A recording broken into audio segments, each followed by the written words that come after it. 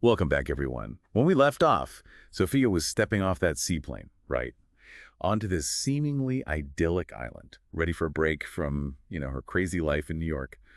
But chapter 2 of Beneath the Surface, well, it dives into those simmering tensions beneath the surface of both the island and of Sophia herself. Yeah, it's a really brilliant setup. I mean, we're immediately hit with this contrast, right? Swaying palm trees and sparkling ocean. But Sophia is immediately like anxious about who sent her there and why. This isn't just a vacation, there's like this undercurrent of mystery that just keeps you hooked. Right, totally. You can like feel her trying to hold it together, but this whole situation is so out of her control. It's unsettling for someone like Sophia, who thrives on being in charge. Absolutely. And just as that anxiety is bubbling up, bam, she gets a text from Mark. Her ex, talk about bad timing. It's like the author just throws this wrench into Sophia's attempt at relaxation, right? Forcing her to confront all these emotions she thought she'd dealt with. It's more than just bad timing, though, isn't it? The way Morgan Steele writes this scene, you really feel that emotional whiplash that Sophia experiences. It's not just annoyance at an ex reaching out. It's deeper. Exactly. Remember in the last chapter how we learned Sophia's engagement to Mark? It ended because she prioritized her career. Now seeing his name pop up on her phone, it's like all the guilt and maybe even regret, it all resurfaces. Like she's facing the consequences of those choices she made. Makes his simple text, "I'm sorry. Can we talk?" Yeah.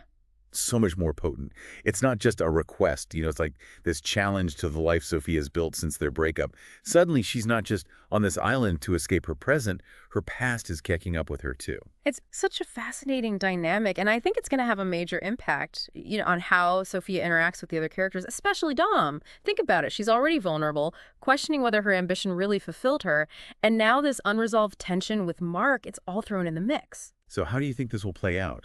Will she be more guarded with Dom, afraid of, getting hurt again? Or will she be more open, seeking a connection that feels more genuine than what she had with Mark?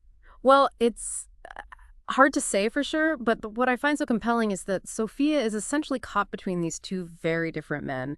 Mark represents her past, a life, she chose not to have.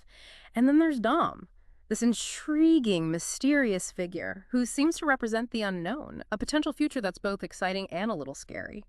Speaking of Dom, let's dive into his character. The author describes him as magnetic, almost intimidating. He's definitely not your typical resort guest. And their first conversation, wow, it's loaded with subtext, especially that comment he makes about how easy it is to lose yourself on the island. Ugh, that line. It stood out to me too. It's such a casually delivered statement, but it feels like almost like a warning or even a confession. Like he's speaking from experience. And considering Sophia's own desire to escape, to reinvent herself, Dom's words are pretty ominous. I get serious still waters run deep vibes from Dom. You know what I mean? He's polite, charming even, but there's something guarded about him. Makes you wonder what he's hiding.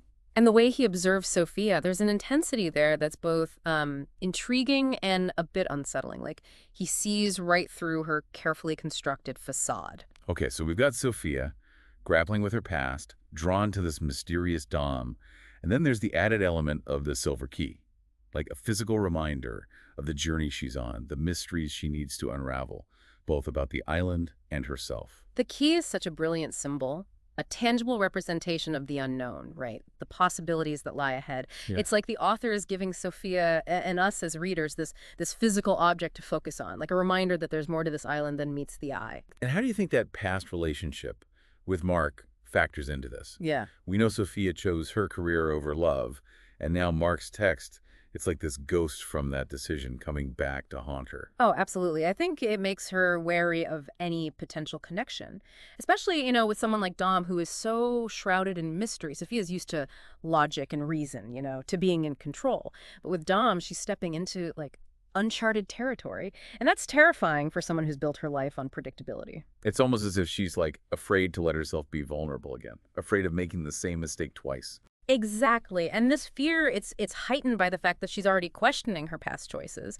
Mark's reappearance, it's like pouring salt on an open wound, right? Yeah. It forces her to reevaluate whether her ambition really brought her happiness. So how do you think this internal conflict will affect how she interacts with Dom moving forward?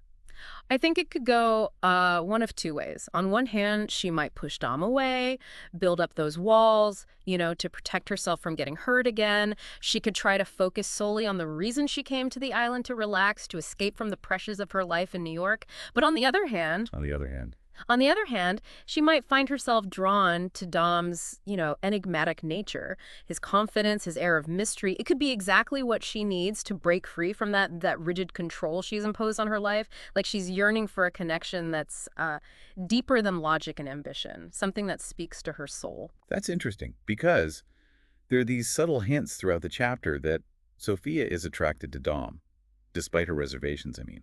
The way the author describes his piercing blue eyes Yeah. and that air of controlled power, it's clear there's a physical attraction there. Right. And there's this undeniable chemistry between them, a spark that ignites in their conversations, even when they're just talking about something, mundane, like the island's history. But then there's that other side of Dom, the Mm. side that makes those cryptic comments about losing yourself on the island.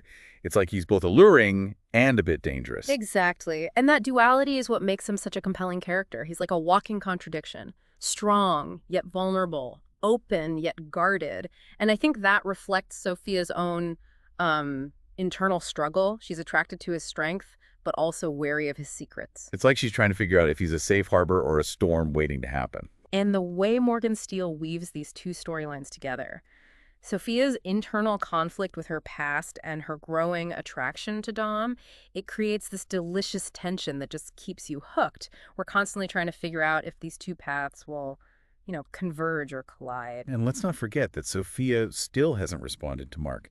That unresolved tension is hanging over everything, like a sword dangling by a thread. It's like a ticking time bomb, just waiting to explode. Will she ignore his message and focus on the present, or will she give in to that temptation to rehash the past? I am so curious to see how she'll handle this. Part of me wants her to, ignore Mark completely and just dive headfirst into whatever this is with Dom. But there's another part of me that knows she needs closure, that she can't truly move forward until she addresses those unresolved feelings. It's a classic dilemma, isn't it? The pull of the past versus the allure of the unknown. And ultimately, it's up to Sophia to decide which path she'll take. I mean, that glowing key is such a powerful image. It's like the cave, this place of secrets and legends, is acknowledging the connection between Sophia and Dom. Right? Gives me chills. Yeah. It's such a clever way to blend the external mystery of the island with Sophia's internal journey. I mean, here she is grappling with her past, questioning everything, and suddenly, bam, this tangible sign that something bigger is at play. Right. And remember that key? It was given to Sophia by the same anonymous person who sent her to the island in the first place. It's like they knew this was going to happen, that she would meet Dom in this cave and that something big would be revealed. So as you continue reading Beneath the Surface, keep these questions in mind. Will Sophia embrace the unknown or cling to the familiar? Will she find the answer she's looking for? Or will the journey lead her down a path she never expected? One thing's for sure, the adventure is far from over.